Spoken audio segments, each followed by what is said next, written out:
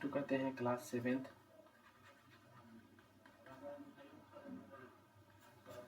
Science. पहले chapter में चलता है विद्युत धारा और इसके प्रभाव। लिखा है, आपने कक्षा 6 के अध्याय 12 में सुझाए गए खेल के आपका हाथ कितना स्थिर है को खेलने का प्रयास किया होगा। यदि नहीं तो अब आप इसे करके देखिए। बुझो तो पहेली ने भी कक्षा 6 में सुझाए अनुसार खेल के लिए एक बहुत विद्युत परिपथ संयोजित किया। उन्होंने अपने परिवार और मित्रों के साथ परीक्षण करके काफी मनोरंजन किया। उन्हें इस खेल में इतना आनंद आया कि उन्होंने यह निश्चय किया कि वे दूसरे शहर में रहने वाले चचेरे भाई को इस खेल को खेलने का सुझाव देंगे। अतः पहेली ने एक स्वच्छ चित्र बनाया। उससे यह दर्शाया कि विविध विद्युत अवयवों को कैसे संयोजित किया जाना है।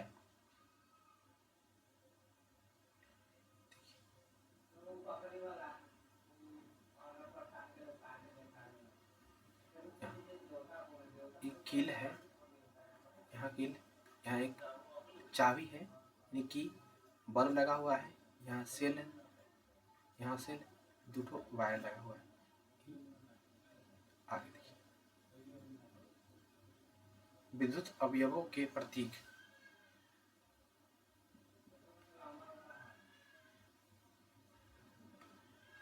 कुछ सामान्य विद्युत अवयवों को प्रतीकों द्वारा निरूपित किया जा सकता है। सारणी 4.1 में कुछ विद्युत अवयवों और उनके प्रतीक दर्शाए गए हैं। आपको विभिन्न पुस्तकों में इन अवयवों के विभिन्न प्रतीक देखने को मिल सकते हैं, तथापि इस पुस्तक में हम यहाँ पर दर्शाए गए प्रतीकों का ही उपयोग करेंगे। इन प्रतीकों को ध्यानपूर्वक देखिए। विद्युत सेल प्रतीक पर ध्यान दीजिए। इसमें एक लंबी रेखा तथा दूसरी छोटी परंतु मोटी समानांतर रेखा है।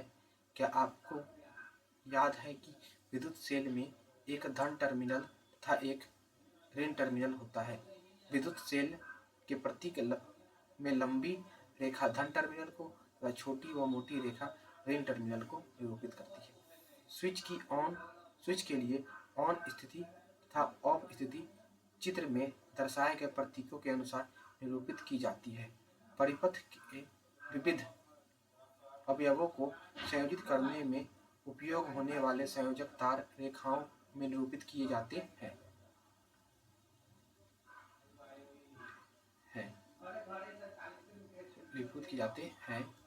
सारणी 14.1 में एक बैटरी तथा उसका प्रतीक भी दर्शाया गया है। क्या आप जानते हैं कि बैटरी क्या होती है?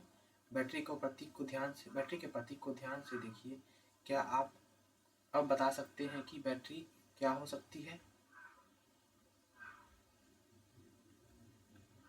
कुछ क्रियाकलापों के लिए हम एक से अधिक सेलों की आवश्यकता हो सकती है। अतः हम चित्र 14.2 में दर्शाए अनुसार को दो या अधिक सेलों को एक साथ उपयोग करते हैं। ध्यान दीजिए कि एक सेल का धन टर्मिनल दूसरे सेल के ऋण टर्मिनल से संयोजित किया जाता है। दो या दो से अधिक सेलों को इस प्रकार संयोजन को बैटरी कहते हैं। आपसे पूछेगा कि बैटरी किसे कहते हैं? दो या अधिक सेलों को इस प्रकार के संयोजन को बैटरी कहते हैं। किस प्रकार संयोजन? एक सेल का धन टर्मिनल दूसरे सेल के ऋण टर्मिनल से संयोजित किया जाता है। जब एक सेल के धन को दूसरे सेल के ऋण को जोड़ेंगे तो क्या हो जाएगा? उसे कहेंगे बैटरी।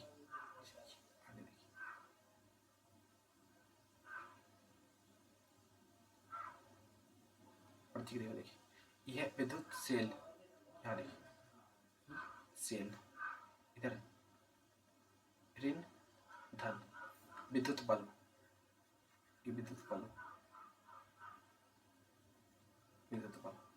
स्विच ऑन की स्थिति में क्या हुआ? ई और ई जुटा रहेगा।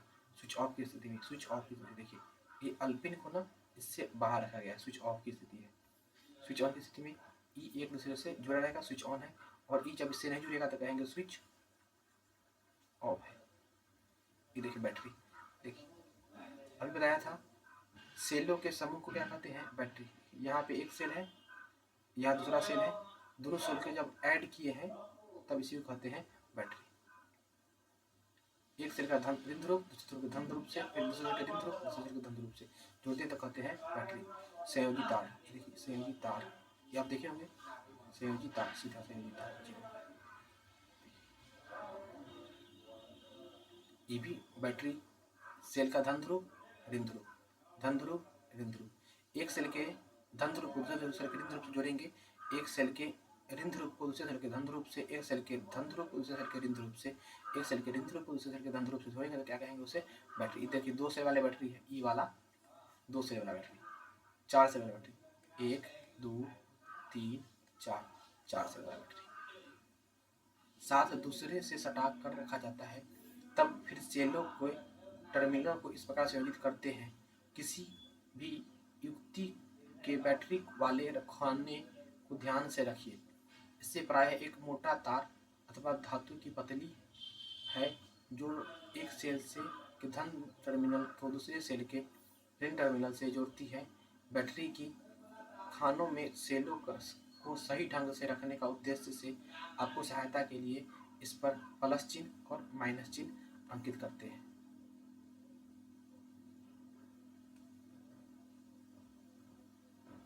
बैटरी को बनाने के लिए 2 सेलों से संयुक्त करना। अपने क्रियाकलापों के लिए बैटरी बताते समय हम सेलों को कैसे संयोजित कर सकते हैं। आप चित्र 14.4 में दर्शाए अनुसार लकड़ी के गुटके, लोहे की 2 पत्तियां, रबर के छल्लों का उपयोग करके सेल होल्डर बना सकते हैं। यह आवश्यक है कि रबर के छल्ले धातु की पत्तियों को कसकर जकड़े रखें। टॉर्च, ट्रांजिस्टर, रेडियो, खिलौनों, टीवी, रिमोट कंट्रोल जैसी कई युक्तियां में बैटरी का उपयोग की जाती है। कुछ युक्तियों में विद्युत सेलों को सदैव चित्र 14.2 में दर्शाए के अनुसार एक के बाद दूसरे को नहीं रखा जाता है। कभी कभी सेलों को एक सेल के 2 या अधिक सेलों की बैटरी बनाने के लिए आप सेल होल्डर बाजार से भी खरीद सकते हैं। इनमें सेलों को उचित ढंग से इस प्रकार व्यवस्थित कीजिए कि एक सेल का धन टर्मिनल दूसरे सेल के ऋण टर्मिनल से संयोजित हो। चित्र 14.5 में दर्शाए अनुसार सेल होल्डर की धातु क्लिपों के साथ प्रत्येक के साथ एक टुकड़ा संयोजित कीजिए।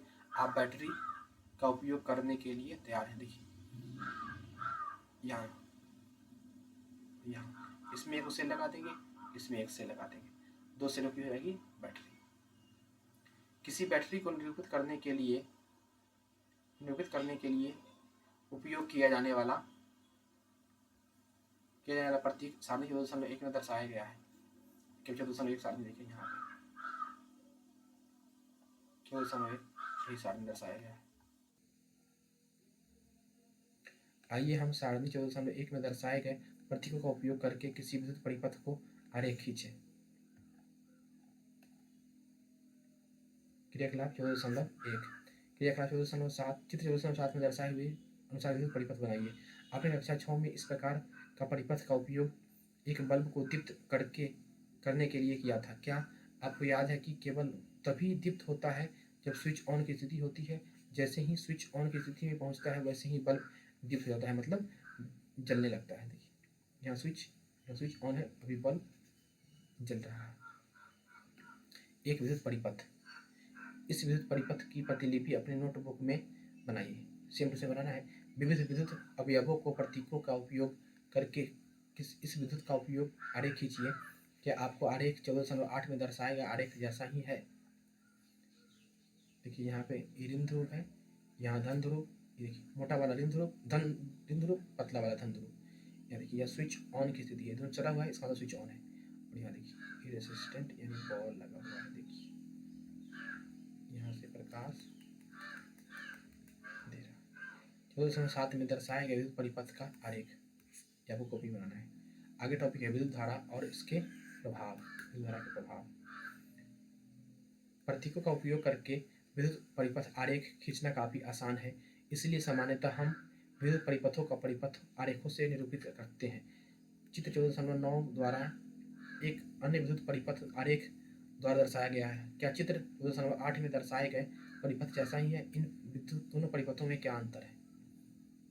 देखिए, एक अन्य परिपथ यहाँ पर तो ई है माइनस, यहाँ पे है प्लस, लेकिन देखिए यहाँ ई जो स्विच है ई ऑफ है, अभी इससे जुड़ा नहीं है, जुड़ जाएगा तो ऑन हो जाएगा, अभी है ई ऑफ। क्या चित्र 14.9 में दिखाए गए विद्युत परिपथ बल्ब दीप्त होगा? यदि कीजिए केवल बल्ब तभी दीप्त होगा जब स्विच ऑन की स्थिति में हो तथा परिपथ क्या हो? परिपथ बंद हो। बल्ब का एक पतला तार होता है जिसे तंतु अथवा फिलामेंट कहते हैं। इस बल्ब के अंदर ना एक छोटा सा तार होता है, इसको कहते हैं फिलामेंट।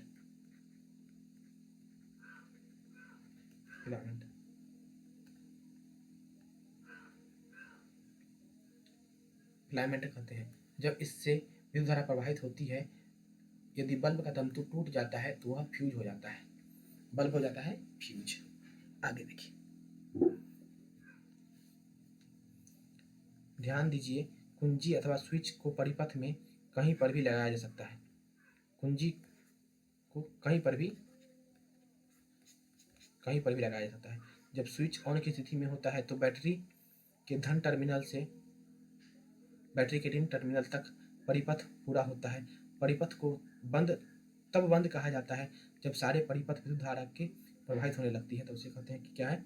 परिपथ बंद परिपथ है। आगे देखिए, जब स्विच ऑफ की स्थिति में होता है तो परिपथ अधूरा होता है, तब इसे खुला परिपथ कहते हैं। जब स्विच ऑफ होता है तो खुला परिपथ कहते हैं। इस स्थिति में परिपथ के किसी भाग में कोई विद्युत धारा प्रवाहित नहीं होती है। चेतावनी देखिए दिया हुआ है यहाँ पे, वार्निंग दिया हुआ है। चेतावनी क्या कहता है? विद्युत मेंस में संयोजित दीप्त विद्युत बल्ब को कभी नहीं छुआ चाहिए। यह अत्यधिक तप्त हो सकती है, आपका हाथ जल सकता है। विद्युत मेंस विद्युत जनित अथवा इन्वर्टर की विद्युत आपूर्ति से कभी भी छेड़छाड़ न करें। आपको विद्युत आघात लग सकता है जो घातक हो सकता है। आप सुझाए गए सभी क्रियाकलापों के लिए केवल विद्युत सेलों का ही उपयोग कीजिए। यदि बल्ब का तंतु टूट जाए तो क्या तब भी परिपथ पूरा होगा? क्या तब भी विद्युत बल्ब दीप्त होगा? आप ध्यान दिया होगा कि विद्युत बल्ब गर्म हो जाता है। क्या आप जानते हैं कि ऐसा क्यों होता है? विद्युत धारा के तापीय प्रभाव।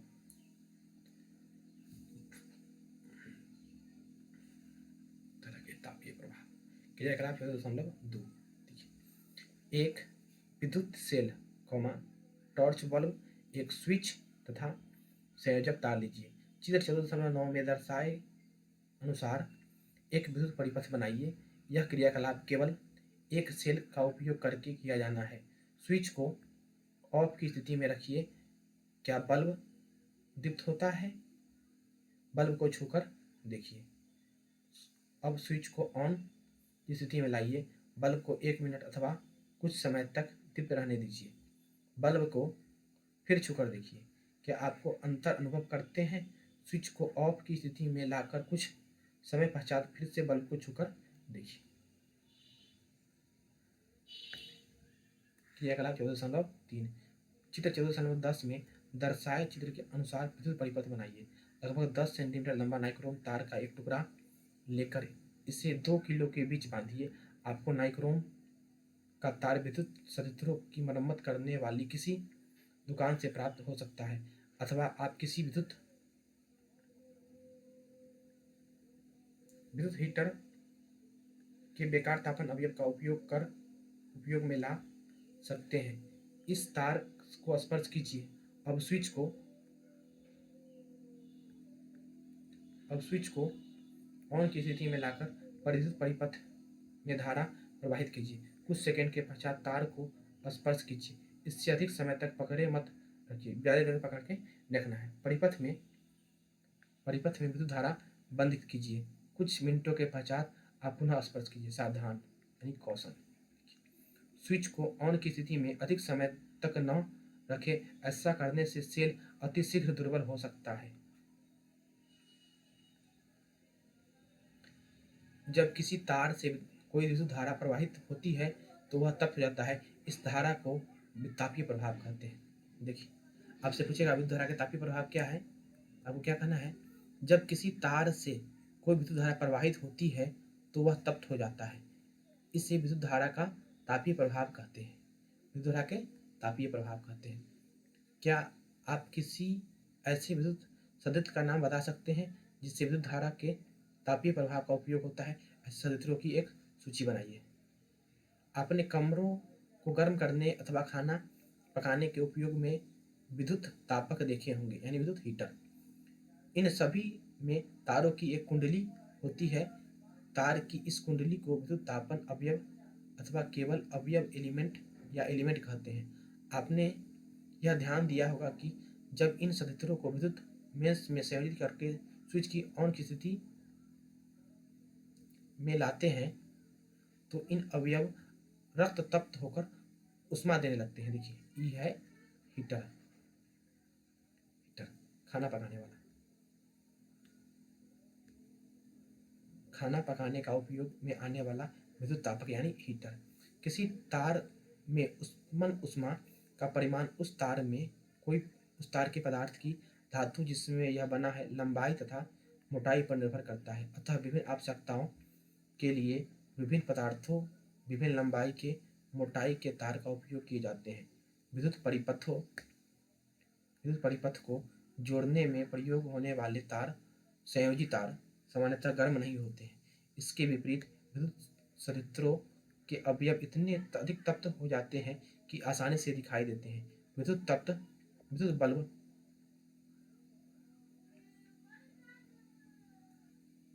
बल्ब तंतु इतने उच्च तप्त तक होते हैं कि दीप्त होकर प्रकाश देना प्रारंभ कर देते हैं।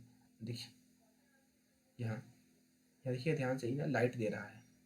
यहाँ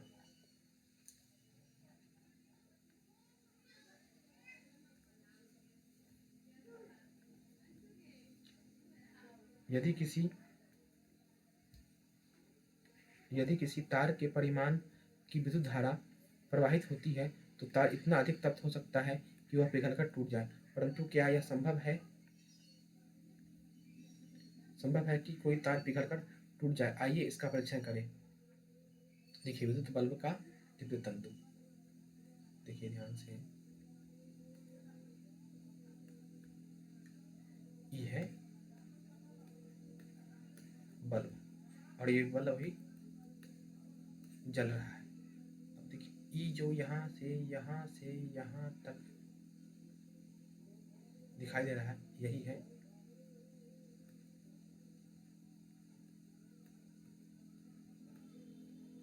फिलामेंट यानी तंतु। क्रियाकलाप 4.4। देखिए, जिस विद्युत परिपथ का उपयोग हम क्रियाकलाप 14.3 में किया था उससे फिर से बनाइए, परंतु इस बार सेल के स्थान पर 4 सेलों का बैटरी का उपयोग कीजिए। साथ ही नाइक्रोम तार के स्थान पर इस्पात उड़न यानी स्टील वूल का तार या पतली लड़ी बांधिए। इस्पात उड़न के जूने का उपयोग प्रायः रसोई घरों में बर्तनों को साफ करने में किया जाता है। यह किराने की दुकान पर उपलब्ध रहता है। यदि कमरे में विद्युत पंखा चल रहा हो तो उसे स्विच ऑफ कर दीजिए। कुछ समय के लिए विद्युत परिपथ में विद्युत धारा प्रवाहित करिए। इस्पात उड़न के तार अथवा लड़ी का ध्यान से परीक्षण कीजिए। नोट कीजिएगा कि क्या होता है। क्या इस्पात उड़न का तार लड़ी पिघलकर टूटती है?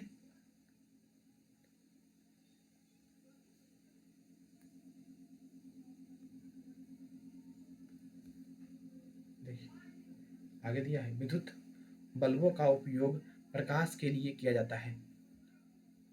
विद्युत बल्बों का उपयोग प्रकाश के लिए किया जाता है, परंतु बल्ब उष्मा भी देते हैं जो वांछनीय नहीं है। इसमें विद्युत की क्षति होती है।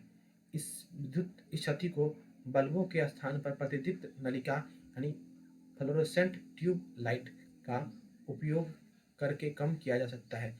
सहत प्रतिदीप्त लैंप यानी CFL की विद्युत की क्षति में कमी करते तथा इसे सामान्य बल्ब होल्डरों में लगाया जा सकता है।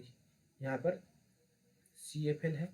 ई जो वाला जो बल्ब है वो क्या करता है, विद्युत का ना क्षति करता है, और ये वाला बल्ब कम क्षति करता है। ये देखिए क्लोरोफेंट यानी CF, ये है ट्यूबलाइट। प्रतिदीप्त नलिकाएं व CFL, यह CFL और यह प्रतिदीप्त नलिका।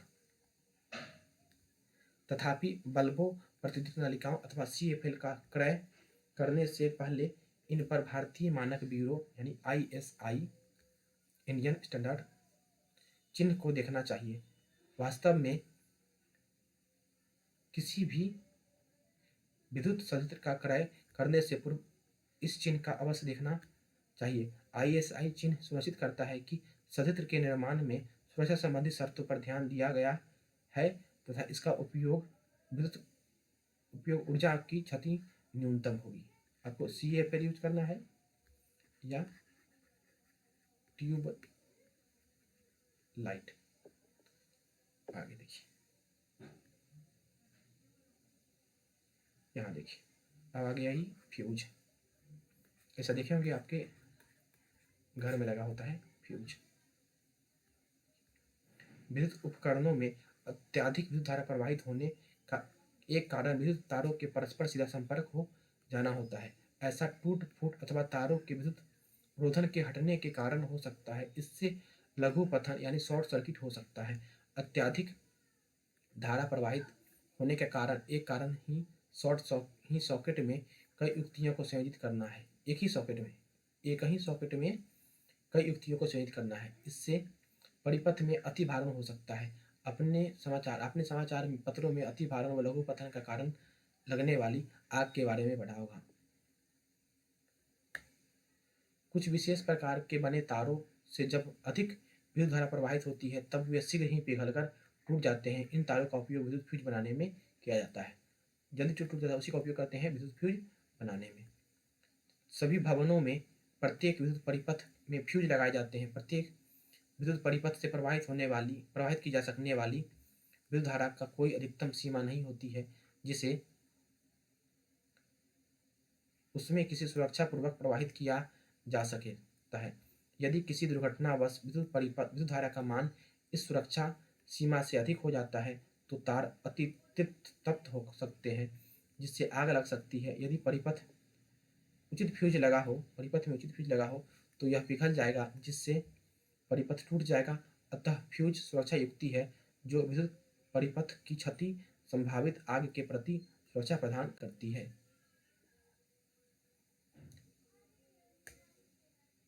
विभिन्न प्रकार के कार्यों के लिए भिन्न भिन्न प्रकार के फ्यूज उपयोग किए जाते हैं। चित्र 14.14 में हमारे घरों में उपयोग होने वाले फ्यूज को दर्शाए गए हैं। देखिए 14.14 इसका उपयोग ना घर में फ्यूज में देखिए मेन फ्यूज में इसका उपयोग किया जाता है। दर्शाए गए फ्यूज का व्यापक उपयोग विद्युत संयंत्रों में किया जाता है। 14.15 में देखिए यहाँ पर ये देखे होंगे आप टीवी वगैरह में, स्टेबलाइजर वगैरह में ऐसा फ्यूज होल्डर होता है। इसमें आपने विद्युत धारा के तापीय प्रभाव का प्रयोग किया, इसका अपने लाभ के लिए उपयोग कैसे करें इसके बारे में सीखा। बहुत विद्युत धारा के अन्य प्रभाव भी है। अब विद्युत धारा के यहाँ सावधान, कभी कभी मुख्य परिपथ में संयोजित विद्युत फ्यूज की स्वयं जांच पड़ताल करने का प्रयास नहीं करना चाहिए। तथापि आप विद्युत परिपथों की मरम्मत करने वाली दुकान पर जाकर बेकार हो गए फ्यूजों की नए फ्यूज से तुलना कर सकते हैं। अब अगला वीडियो में पढ़ेंगे 14.3 यानी विद्युत धारा के चुंबकीय प्रभाव पढ़ेंगे अगला एक्सरसाइज में। इस एक्सरसाइज के लिए इतना ही सही। अगर आपको ये वीडियो अच्छा लगा है तो आप लाइक कर सकते हैं, सब्सक्राइब और शेयर कर सकते हैं।